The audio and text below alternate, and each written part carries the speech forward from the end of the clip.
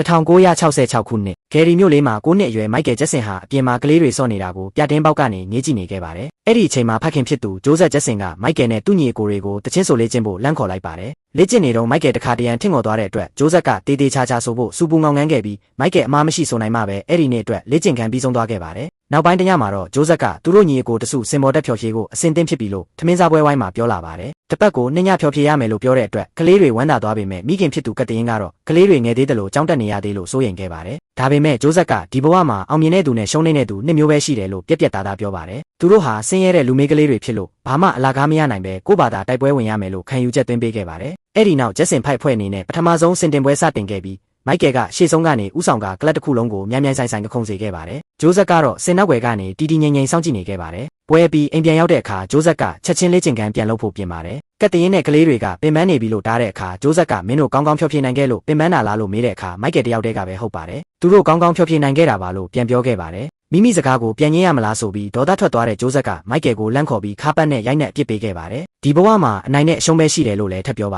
ယ်။မိုက်ကယ်ဟာနာကျင်လုံးလို့မိဖို့ချောင်းထဲမှာပုံငုံနေခဲ့ပြီးမိခင်ကတ်တရင်ကလာရောက်နှစ်သိမ့်ပေးခဲ့ပါတယ်။အဲ့ဒီနောက်ပိုင်းမှာလည်းပြင်းထန်တဲ့လေ့ကျင့်မှုတွေဆက်လုပ်ရင်းတစင်ပြီးတစင်လှည့်လဲဖျော်ဖြေခဲ့ကြပါတယ်။တစ်နှစ်အကြာမှာပိုကြီးမားတဲ့စင်မြင့်တွေရောက်လာပြီးဂျိုးဆက်ဟာပွဲစီစဉ်သူဆူဇန်နဲ့စကားပြောဖြစ်ပါတယ်။ဆူဇန်ကမိုက်ကယ်ရဲ့ဘာယာမီကိုချီကျူးပြီးမိုးတောင်အတန်သွင်းလုပ်ငန်းရဲ့ကပ်ပြားကိုပေးခဲ့ပါတယ်။နောက်ဆုံးမှာသူတို့မစ္စတာဂေါ်ဒီရဲ့စတူဒီယိုကိုရောက်သွားပြီးမိုက်ကယ်ကပ်ပြတဲ့အခါလှုပ်ရှားမှုများနေလို့နောက်တစ်ကြိမ်ထပ်စူးစမ်းခိုင်းပါတယ်။ဂျိုးဆက်ကကြားထဲကဝင်ပြောဖို့လုပ်ပေမဲ့ဂေါ်ဒီကတားမြစ်လိုက်ပြီးဂျိုးဆက်အနေနဲ့ကလေးတွေအချိန်မှန်ရောက်ဖို့ပဲအာယုံစိုက်ဖို့နဲ့ကျန်တာသူတို့အပိုင်းလို့ပြက်ပြက်သားသားပြောလိုက်ပါတော့တယ်။မိုက်ကယ်ရဲ့ထူးခြားတဲ့အတန်နဲ့ဖျော်ဖြေမှုတွေကြောင့်စတူဒီယိုထဲမှာရှိနေတဲ့သူအားလုံးဟာမကြခင်မှာပဲဂီတစည်းချက်ထဲမှာစီးမျောသွားကြပါတော့တယ်။ဂေါ်ဒီဟာမိုက်ကယ်ရဲ့အတန်ကိုနားထောင်ပြီးအတော်လေးသဘောကျသွားခဲ့ပါတယ်။မိုက်ကယ်စတူဒီယိုအပြင်ဘက်ကိုရောက်တဲ့အခါမှာတော့ဂေါ်ဒီကသူဟာဒီလောကမှာကျင်လည်ခဲ့တာကြာပြီဖြစ်ပေမဲ့မိုက်ကယ်လိုပါရမီရှင်မျိုးကတော့တကယ်ကိုရှားပါတယ်လို့ချီးကျူးခဲ့ပါတယ်။သူတို့နှစ်ယောက်ဟာစတူဒီယိုထဲမှာအတူတူအလုပ်လုပ်ရင်းနဲ့ခိုင်မာတဲ့တန်ရောစင်တစ်ခုကိုတည်ဆောက်နိုင်ခဲ့ကြပါတယ်။ဒီနေ့မှာတော့ဂျိုးဆက်ကအိမ်ပြန်ဖို့အချိန်တန်ပြီဆိုပြီးလာခေါ်တဲ့အခါမိုက်ကယ်ကဂေါ်ဒီကိုခင်မင်းကြီးစွာဖတ်လိုက်ပြီးဂေါ်ဒီကလည်းမိုက်ကယ်ကိုအချိန်မီဖုံးဆက်နိုင်ကြောင်းပြောခဲ့ပါတယ်။အဲ့ဒီနောက်မှာတော့ဂျက်ဆင်ဖိုက်အဖွဲ့ဟာသူတို့ရဲ့ပထမဆုံးအယ်ဘမ်ကိုအောင်မြင်စွာအတန်သွင်းနိုင်ခဲ့ပါတယ်။လူအများစိတ်ဝင်စားမှုပိုရအောင်မိုက်ကယ်ရဲ့အသက်ကို10နှစ်စား8နှစ်လို့ပဲလိမ်ညာပြီးကြေညာခဲ့ပါတယ်။သူတို့ရဲ့အယ်ဘမ်ဟာရောင်းအားလွန်ကောင်းခဲ့ပြီးနမိတ်ကြီးတချင်းစင်းတွေမှာနံပါတ်1အဆင့်အထိရောက်ရှိသွားခဲ့ပါတယ်။နှစ်အနည်းငယ်ကြာပြီးတဲ့နောက်မှာတော့သူတို့မိသားစုဟာကယ်လီဖိုးနီးယားကအင်ကြီးတအိမ်ကိုပြောင်းရွှေ့နေထိုင်နိုင်ခဲ့ကြပါတယ်။ကယ်လီဖိုးနီးယားကအိမ်တစ်ကြီးမှာနေထိုင်နေတဲ့မိုက်ကယ်ကိုဒီနေ့မှာသူ့အကိုဖြစ်သူကဖခင်ဖြစ်သူဂျိုးဆက်ခေါ်နေတယ်ဆိုပြီးလမ်းပြောပါတယ်။မိုက်ကယ်အောက်ထပ်ကိုဆင်းသွားတဲ့အခါမှာတော့ဂျိုးဆက်ကဘေးလို့ခေါ်တဲ့ကိုရန်တော်အစ်နဲ့မိတ်ဆက်ပေးခဲ့ပါတယ်။နောက်ပိုင်းမှာမိုက်ကယ်ကသူ့မိခင်ကိုလာမာကူလာအုပ်လိုတိရစ္ဆာန်လေးတစ်ကောင်မွေးကျင်တယ်လို့ပြောလာပါတယ်။သူ့မှာကြက်ဖြူလေးတစ်ကောင်ရှိပြီးသားဖြစ်ပေမဲ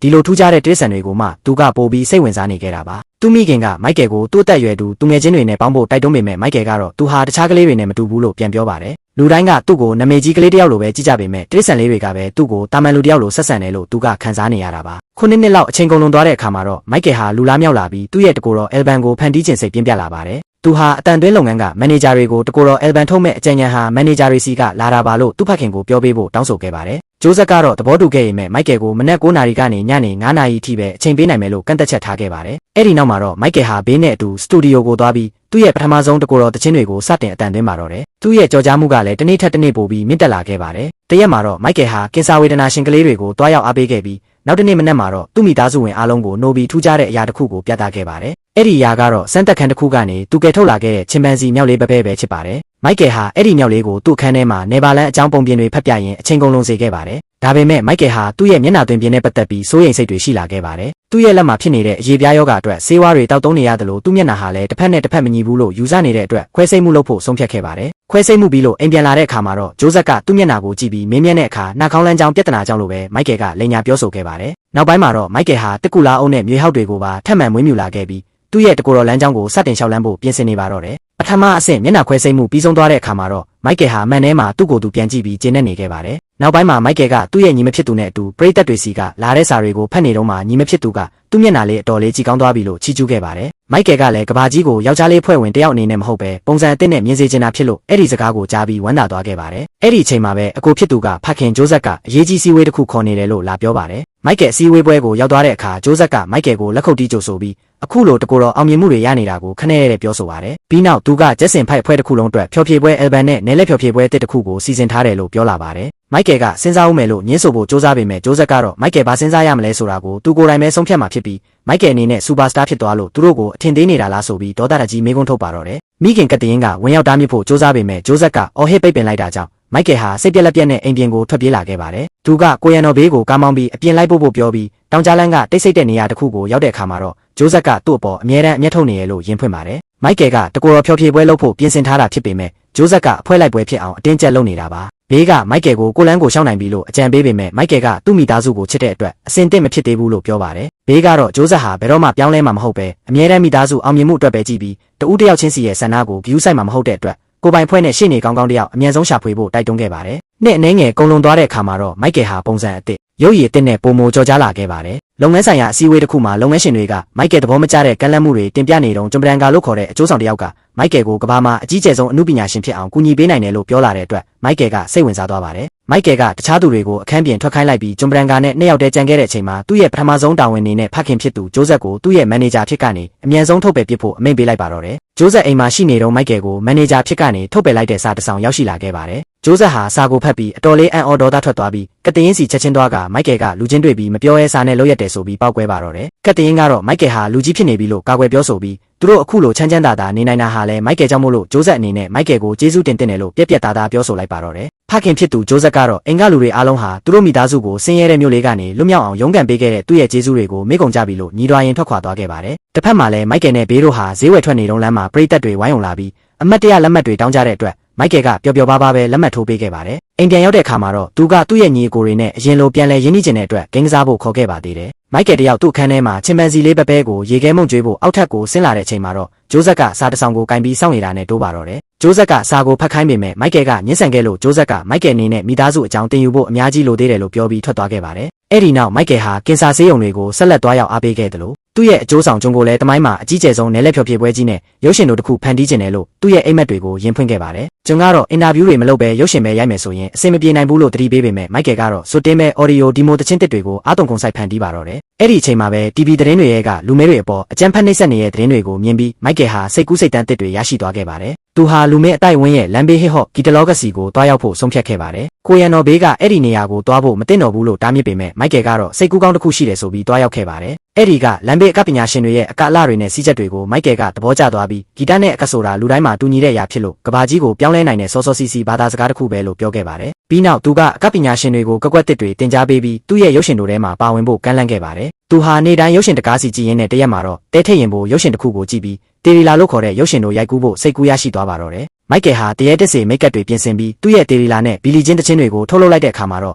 သူ့ရဲ့ကြော်ကြားမှုဟာအထွတ်ထိပ်ကိုရောက်ရှိသွားခဲ့ပါတယ်ဒါပေမဲ့မိုက်ကယ်ကဒီထက်မကပိုပြီးအောင်မြင်ခြင်းတဲ့အတွက်သူ့ရဲ့ဗီဒီယိုတွေကို NTV ရုပ်သံလိုင်းမှာပြသခြင်းတယ်လို့ပြောလာပါတယ်အတန်တွင်းလုပ်ငန်းရဲ့ထုတ်လုပ်သူကတော့ NTV လိုင်းဟာလူမင်းနုပညာရှင်တွေရဲ့တခြင်းတွေကိုဘယ်တော့မှပြသလေမရှိတဲ့အတွက်ဒါဟာလုံးဝမဖြစ်နိုင်တဲ့အရာလို့ညင်းဆိုပါတယ်မိုက်ကယ်ကသူ့ရဲ့ဂီတဟာလူတိုင်းအတွက်ဖြစ်တယ်လို့ပြောတဲ့အခါမှာတော့ထုတ်လုပ်သူလည်း NTV မန်နေဂျာစီကိုဖုန်းဆက်ပြီးမိုက်ကယ်ရဲ့ဗီဒီယိုကိုပြသဖို့တောင်းဆိုခဲ့ပါတယ် NTV ဘက်ကချက်ချင်းညှင်းလွတ်လိုက်တဲ့အခါမှာတော့ထုတ်လုပ်သူကအကယ်၍မိုက်ကယ်ရဲ့ဗီဒီယိုကို10မိနစ်အတွင်းမပြဘူးဆိုရင်သူ့ရဲ့ကုမ္ပဏီအောက်မှာရှိတဲ့နာမည်ကြီးအမှုပညာရှင်တွေဖြစ်တဲ့ပြောစာပရင်စတင်ဘီလီချင်းနဲ့ဘော့ဒီလန်တို့ရဲ့စာချုပ်တွေကိုအားလုံးရုပ်သိမ်းပစ်မယ်လို့ချိန်ချောက်လိုက်ပါတော့တယ်အဲ့ဒီနောက်1983ခုနှစ်ကယ်လီဖိုးနီးယားဖျော်ဖြေပွဲမှာမိုက်ကယ်ဟာသူ့ရဲ့နာမည်ကျော်မိုးဝေါ့အကောက်ကွက်နဲ့အတူတေရီလာအယ်ဘန်ကိုအုပ်ရည်နှစ်ဆက်9တန်းချေဆိုင်စံချိန်တင်ရောင်းချနိုင်ခဲ့ပါတော့တယ်အောင်မြင်မှုတွေအထွတ်ထိပ်ရောက်နေတဲ့အချိန်မှာပဲကျင်းပတဲ့ပါတီပွဲတစ်ခုမှာမိုက်ကယ်ရဲ့မိသားစုဝင်တွေကသူ့ကိုဝိုင်းဝန်းဂုဏ်ပြုပေးခဲ့ကြပါတယ်ဒါပေမဲ့ဖခင်ဖြစ်သူဂျိုးဆက်ကတော့မိုက်ကယ်ဟာပိုက်ဆံရှာတဲ့ဆက်ရုပ်တရုပ်ဖြစ်သွားပြီဆိုပြီးခနဲ့တဲ့အော်ဟစ်ပြောဆိုခဲ့ပါတယ်နောက်ပိုင်းမှာဂျိုးဆက်ဟာသူ့ရဲ့ထုတ်လုပ်သူမိတ်ဆွေဟောင်းတဦးဖြစ်တဲ့ဒွန်နဲ့တွေ့ဆုံပြီးဂျက်စင်ကြီးကိုရဲ့ပြန်လည်ဆုံစည်းပွဲနယ်လက်ဖျော်ဖြေပွဲတစ်ခုလုပ်ချင်တယ်လို့ပြောပါတယ်ဒွန်ကမိုက်ကယ်ပါမလားလို့မေးတဲ့အခါဂျိုးဆက်ကမဝက်မရဲနဲ့ပါဝင်မှာပါလို့ကတိပေးခဲ့ပါတယ်ဂျိုးဆက်ကရိုးဆွဲစ်လိုမျိုးချမ်းသာတဲ့ကုမ္ပဏီကြီးတွေရဲ့ပံ့ပိုးမှုနဲ့ပက်ထရီလို့ခေါ်တဲ့ကမ္ဘာလှည့်ဖျော်ဖြေပွဲကြီးကိုစီစဉ်ဖို့ဆွေးနွေးခဲ့ပါတယ်ဒွန်ကလည်းပက်ပစီကုမ္ပဏီဟာဈေးကွက်ချက်ထွင်ကျင်နေတာဖြစ်လို့မိုက်ကယ်ကိုသူတို့ရဲ့ပင်မမျက်နှာစာအမှုပညာရှင်အဖြစ်ထားချင်နေတယ်လို့အကြံပေးပါတယ်ဒါပေမဲ့မိုက်ကယ်ကိုပွဲထုတ်မပေးနိုင်ပဲသူ့ကိုလာမလိန်ဖို့ဂျိုးဆက်ကိုတတိပေးခဲ့ပါတယ်ညဘက်မိုက်ကယ်အခန်းထဲပြန်ရောက်တဲ့အခါဂျိုးဆက်ကအခန်းထဲမှာကြိုတင်စောင့်ဆိုင်နေတာကိုတွေ့ပြီးလန့်သွားခဲ့ပါတယ်ဂျိုးဆက်ကဆင်းရဲတဲ့မြို့လေးကလာတဲ့ကောင်လေးတယောက်ဟာကဘာမှာရောင်းအားကောင်းဆုံးအယ်ဘန်ကိုပိုင်ဆိုင်နိုင်လိမ့်မယ်လို့မထင်ခဲ့ဘူးလို့ပြောပြီးသူ့ဘေးမှာလာထိုင်ဖို့ခေါ်ပါတယ်ဒါပေမဲ့မိုက်ကယ်ကဂျိုးဆက်မူးနေတာကိုတီးလို့ညှင်းဆိုခဲ့ပါတယ်ဂျိုးဆက်ကမိုက်ကယ်အနေနဲ့သူ့ရဲ့ညီအကိုတွေနဲ့အတူနယ်လက်ဖျော်ဖြေပွဲလိုက်ရမယ်လို့အတင်းကျပ်ပြောလာပါတယ်မိုက်ကယ်ကသူဟာကလေးမဟုတ်တော့ပဲကိုပိုင်ဘဝနဲ့နေချင်းပြီးလို့ညှင်းဆန်ပေမဲ့ဂျိုးဆက်ကတော့မိုက်ကယ်ဟာမိသားစုမရှိရင်ဘာမှဖြစ်လာမှာမဟုတ်ဘူးလို့ပြောပြီးဒွန်နဲ့ပွဲကိစ္စအတီးပြုတ်လိုက်ပြီလို့ပြောကထွက်သွားပါတယ်နောက်ဆုံးမှာတော့ဖျော်ဖြေပွဲဖြစ်မြောက်လာခဲ့ပေမဲ့ဇက်တိုက်လေးကျင့်နေစဉ်တွင်းမှာပဲမတော်တဆပြဿနာတစ်ခုကြောင့်မိုက်ကယ်ရဲ့ဦးခေါင်းမှာမီးဆွဲလောင်မှုဖြစ်ပွားခဲ့ပါတယ်လူတိုင်းကဝိုင်းဝန်းမီးနှိမ့်တက်ပေးခဲ့ပြီးမိုက်ကယ်ကိုဆေးရုံကြီးစီချက်ချင်းပို့ဆောင်ခဲ့ရပါတယ်ဆေးရုံပြင်ပမှာမိသားစုဝင်အားလုံးစိုးရိမ်နေကြီးစောင့်ဆိုင်နေတုန်းဆရာဝန်ထွက်လာပြီးမိုက်ကယ်ရဲ့အခြေအနေကတော့တည်ငြိမ်နေပြီဖြစ်ပေမဲ့ဝေဒနာပြင်းထန်ခံစားနေရတယ်လို့ပြောပါတယ်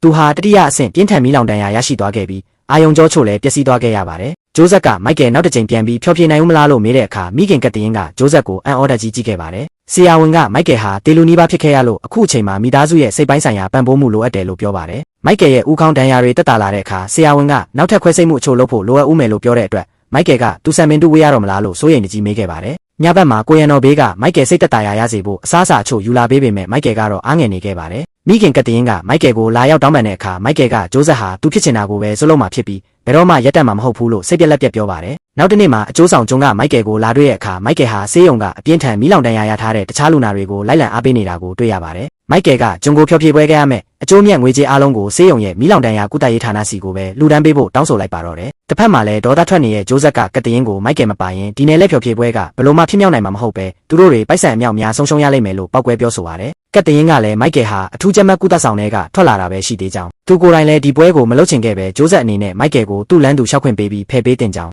မဟုတ်ရင်မိုက်ကယ်ကိုထာဝရဆုံးရှုံးရလိမ့်မယ်လို့တတိပေးပါတယ်ဂျိုးဆက်ကတခြားသားတွေကိုဘယ်လိုလုပ်မလဲလို့မေးတဲ့အခါကတရင်ကသူတို့လည်းသူတို့လမ်းသူတို့ရှာဖွေနိုင်ကြလိမ့်မယ်လို့ပြက်ပြက်သားသားပြန်ပြောခဲ့ပါတယ်နောက်ပိုင်းမှာမိုက်ကယ်ကဘေးကိုဖျားသခင်ကသူ့ပေါ်ကောင်းမြတ်ခဲ့ကြောင်းဒေလူနီးပါးအခြေအနေကနေဒုတိယအကြိမ်တက်ရှိထင်ရှားရှိခွင့်ရခဲ့တာမို့လို့ဒီခွင့်ရေးကိုတုံးပြီးကဘာကြီးကိုပျော်ရွှင်မှုနဲ့မေတ္တာတရားတွေဖြန့်ဝေသွားမယ်လို့ပြောပါတယ်ပြီးတော့သူ့မိသားစုရဲ့ငွေကြေးစင်ပြေစေဖို့အတွက်ပဲဒီနယ်လက်ဖျော်ဖြေပွဲကိုလိုက်လုပ်ပေးဖို့ဆုံးဖြတ်လိုက်ပါတယ်1984ခုနှစ်ကိုရောက်တဲ့အခါမှာတော့ကွင်းပြင်ကြီးတစ်ခုလုံးမှာပရိသတ်တွေအပြည့်အနှက်ရှိနေခဲ့ပါတယ်မိုက်ကယ်ဟာသူ့ရဲ့ညီအကိုတွေနဲ့အတူစင်မြင့်ထက်ကိုတလန်းလာပြီးတချင်းစတင်တီးဆိုတဲ့အခါမှာတော့ပရိသတ်တွေအားလုံးဟာစိတ်လှုပ်ရှားမှုတွေရှန်တက်ပြီးယူသွမတက်အားပေးခဲ့ကြပါတယ်ဖျော်ဖြေပွဲအဆုံးသတ်ခါနီးမှာတော့မိုက်ကယ်ကသူ့ရဲ့ညီအကိုအားလုံးကိုကျေးဇူးတင်စကားဆိုခဲ့တယ်လို့အခုပွဲဟာသူတို့နဲ့အတူနောက်ဆုံးအကြိမ်တွဲဖက်ဖျော်ဖြေတဲ့နယ်လက်ပွဲဖြစ်လိမ့်မယ်လို့ပရိသတ်တွေရှေ့မှာပဲလူသိရှင်ကြားကြေညာလိုက်ပါတယ်ဒီကြေညာချက်ကြောင့်ဖခင်ဖြစ်သူဂျိုးဆက်တယောက်လုံးဝအံ့အားသင့်ပြီးစွန့်သွားခဲ့ရပေမဲ့မိခင်ကတရင်ကတော့မျက်နှာမှာအပြုံးတစ်ခုရှိနေခဲ့ပါတယ်။ဖျော်ဖြေပွဲပြီးဆုံးသွားတဲ့အခါမှာတော့မိုက်ကယ်ဟာစင်မြင့်ထက်ကနေသူ့ဘာသာသူတယောက်တည်းတီးတန့်ထွက်ခွာသွားခဲ့ပါတော့တယ်။1988ခုနှစ်ကိုရောက်တဲ့အခါမှာတော့